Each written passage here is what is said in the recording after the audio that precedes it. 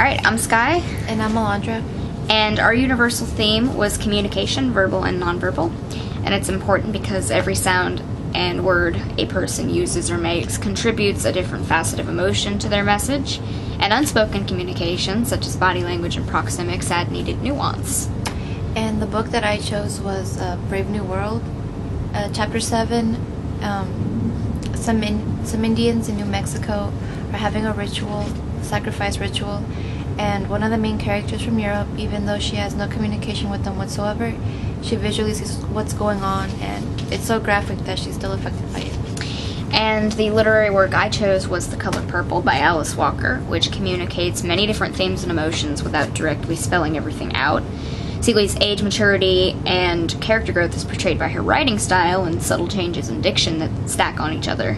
In the beginning, she writes her letters to God because she was specifically told by her father not to tell nobody but God, but as she comes into her own personhood, she writes her letters to her sister Nettie, beginning each with Dear Nettie, and as she was not allowed to go to school when she was younger, her writing begins very hard to read. But as she realizes that reading and writing is a form of communication and escapism for her, she dedicates herself to learning it, and her entries become much more sophisticated, and both transitions reveal an enormous amount of character growth without specifically telling us this growth has been undergone. And then the article I chose was from CNN, and it's about Michelle Obama delivering a speech to America about the obesity problem and the progress that has been made. And I chose The Ukraine Crisis, Obama Urges Putin to Pull Troops Back, which can be found on BBC. Yes, BBC Europe. And it specifically says, Mr. Obama, the White House said, told Mr. Putin that the appropriate way to address any concerns is peacefully through direct engagement with the Ukrainian government and international mediating bodies, which is very important because one is a verbal diplomatic kind of communication and the other is a violent nonverbal communication.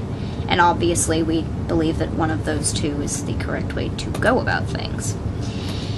Now, the piece of art that we chose is Susanna and the Elders. And Susanna and the Elders is a story from the Bible, the chapter of Daniel, about a young woman who was found bathing by a pair of old men, who then try to blackmail her into having sex with them by threatening to tell her husband that she was meeting a lover in the garden if she does not. But Daniel pulls in the men, takes them aside and away from each other, asking them what tree she had met her lover under. Not only do both men say entirely different trees, but the trees are so different in size that their lie becomes pretty obvious. The art itself shows a whole lot of communication. You can see the look on her face. She's terrified, and you can definitely tell these men have some kind of cruel intention.